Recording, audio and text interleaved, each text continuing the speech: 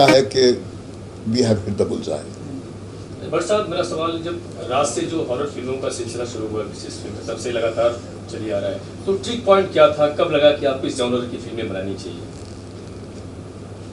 देखिए, मरता क्या नहीं करता। कोविड ने लाके बिल्कुल शमशान घाट के दरवाजे पे खड़ा ही कर दिया था। ऐसे में इस बच्चे ने जाकर अपनी जादू की छड़ी निकाली, बिल्कुल अनरियल इंजन। और हमारे खुद ऑफिस में जो हमारे जो सीनियर कलीग्स थे, उनको भी डाउट था कि ये क्या बोलता है विक्रम, ये बोली क्या है। We are very change ours. हम चेंज को इतने वायलेंटली अपना हेट करते हैं कि हम दो, एक बहादुर कोई व्यक्ति होता है, वो क्रीज से निकल के खेलना चाहता है, उसको खेलने नहीं देते। तो हमको जब ये एक टेक्नोलॉजी का सपोर्ट मिला तो हमने ये सोचा कि हमारे पास एक स्टार है, हमारी कहानी कहने की क्षमता। और हमारी शुरुआत तो भाई नॉन स्टारकास्ट फिल्म से ही हुई थी ना। जब हमने राज बनाई थी तो उस वक्त तो ये दौर था कि सिर्फ स्टारकास्ट की फिल्में चलती हैं। ऐसे में हमने दीनो मोरिया जी के साथ में और बिपाशा जी के साथ में दो not big stars, horror medium के साथ में हमने ये कहा कि जता दिया अपने आप को पहले कि आखिरकार लोग फिल्में ही देखते हैं। तो एक कहानी की सिग्निफिकेंस और एक फ्रेंचाइज का सपोर्ट दुनिया भर में, whether it is Netflix, HBO, Amazon, ये सब जो है आज मेन स्ट्रीम मास को वो कर रहे हैं। वो बोलते हैं सब हो गया बहुत, हमको एक आर्ट हाउस सिनेमा नहीं बनाना है, क्योंकि नंबर्स, एवरीबडी वांट्स नंबर्स।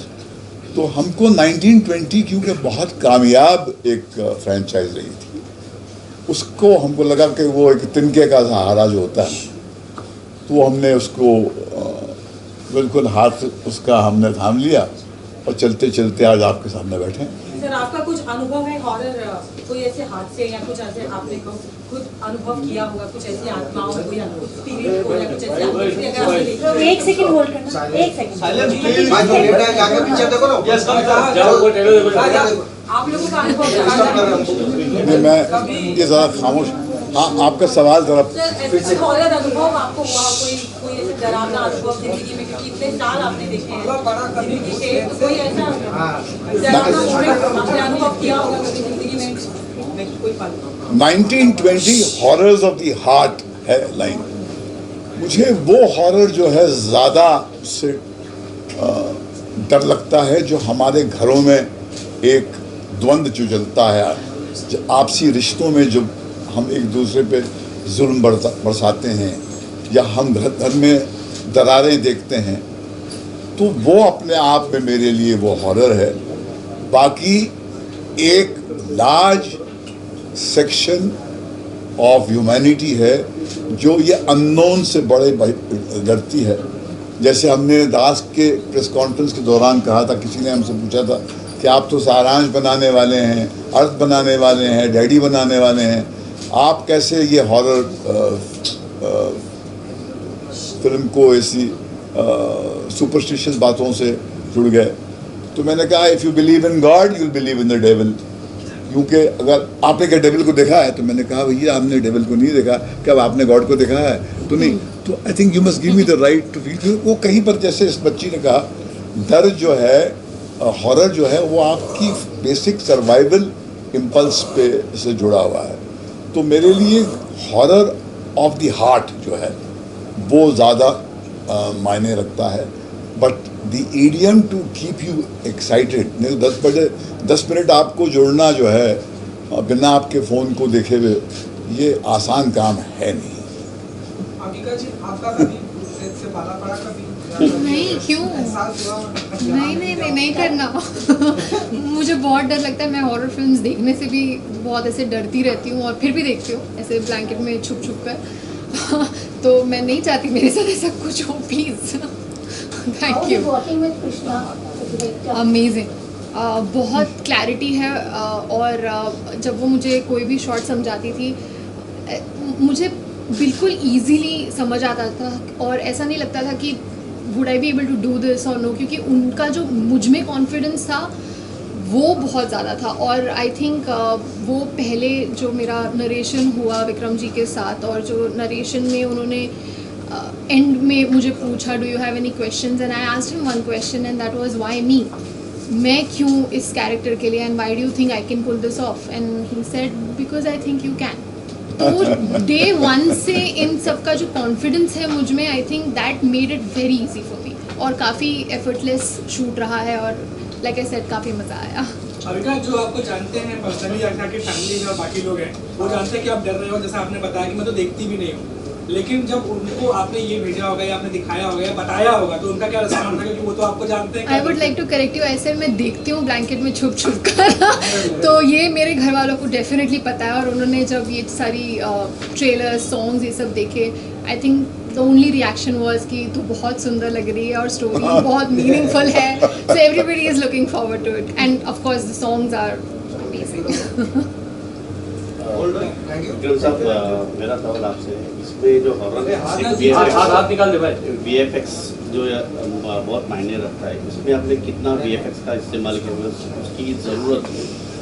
इसमें जो कृष्णा को ये चाहिए था कि जितना सेट पर हो सके उतना वो करना चाहिए, तो वो चाह रही थी कि, वरना ज़्यादातर ग्रीन स्क्रीन बहुत होता है तो एक्टर जो है उसको इमेजिन करना पड़ता है कि यहाँ पे क्या होगा, मगर कृष्णा को ये चाहिए था कि सेट पर जितना हो सके उतना प्रोस्थेटिक लगा के, या जितना नॉन VFX जो इन कैमरा कहते हैं वो करें, तो काफ़ी हद तक तो हमने ऐसा ही किया है।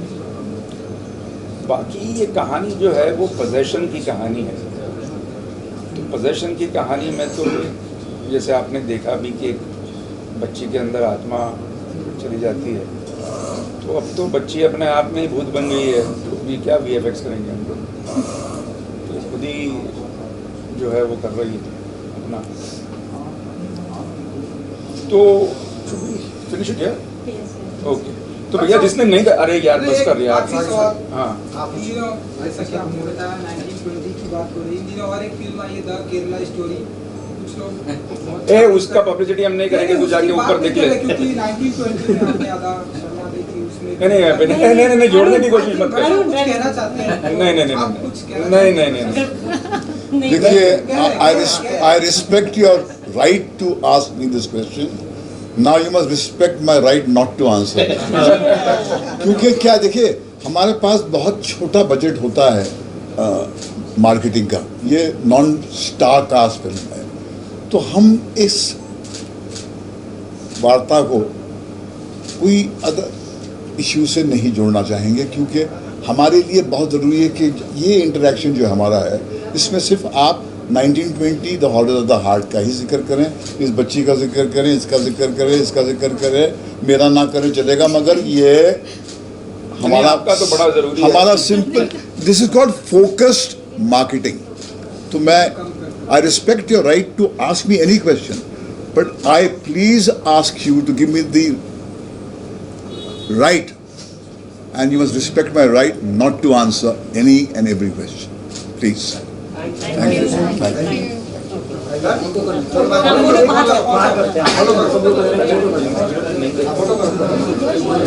आप बीच में खड़े हो जाएंगे ना, पीछे वहाँ।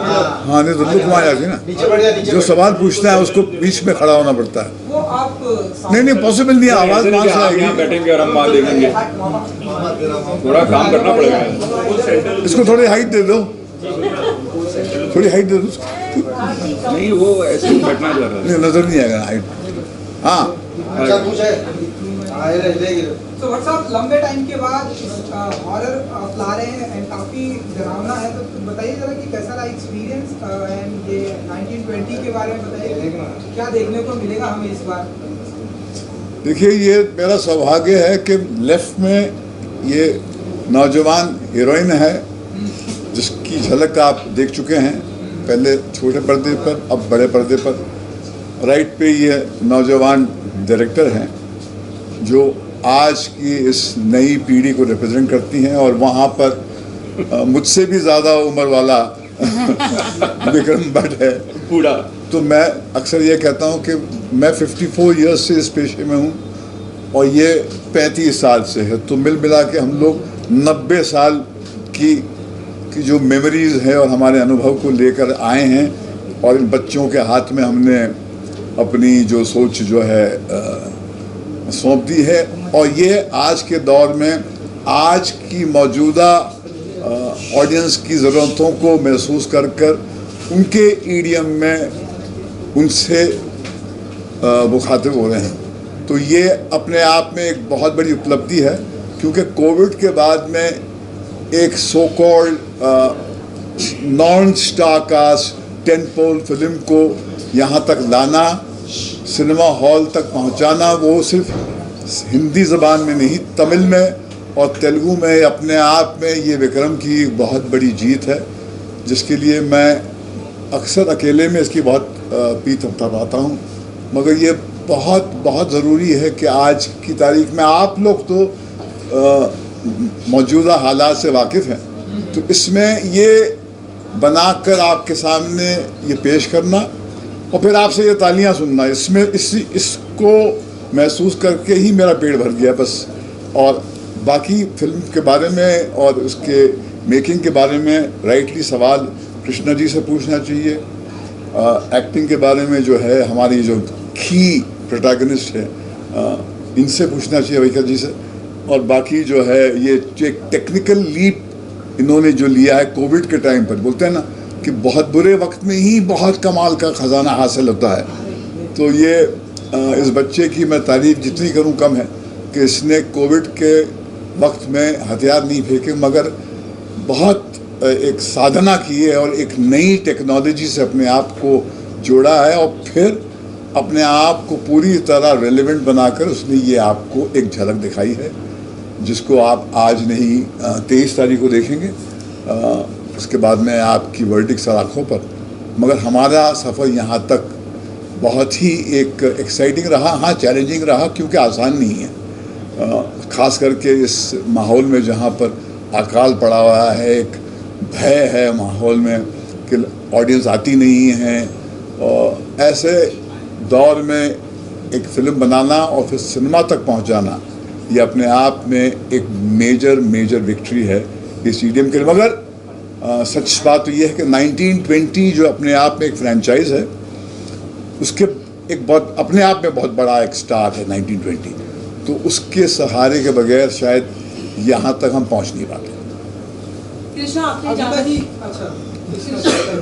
कृष्णा आपसे जानना चाहेंगे कि आपके पिता जो है वो खौफ के फिल्मों के बादशाह माने जाते हैं, और उन्हीं के संगत में मुझे लगता है कि इस बादशाह की बादशाहत को आगे बढ़ाने के लिए ये राजकुमारी अब आ चुकी है, वापसी को लेकर कैसे इंटरेस्ट जागा और इस फिल्म के बारे में आपने सोचा, कुछ उस बारे में बताइए। I think challenging so I think कि because dad is the king of horror, तो when dad and Mahesh uncle said कि आपको बनानी चाहिए 1920, I was kind of scared कि वैसे भी I will be compared to Vikram Bhatt and now I will be compared to Vikram Bhatt even more, but when we wrote the story I felt I could make it, and I think when you see the product it gives me, and when you all clapped, मुझे ऐसा लगा कि I kind of succeeded in making my father proud, which was really important to me. अब तक सिर्फ 10 minute देखे हैं। So I think कि in 10 minutes if they felt that I could reach my dad's level, तो I hope कि on the 23rd of June everyone applauds me more than they applaud dad in horror. बड़ा मुश्किल है क्योंकि आप जब आप अपने आप को लाइक इस तरह से इस लुक में भूतिया देखती है, इतनी खूबसूरत आंखों में यहाँ पर दिखाई दे रही है, तब क्या आपका रिएक्शन? मैं कब थी भूतिया लुक में? की बात कर रहा हूँ जब आप अपने खूबसूरत चेहरे को अगर चेहरे मेकअप में जब देखती है।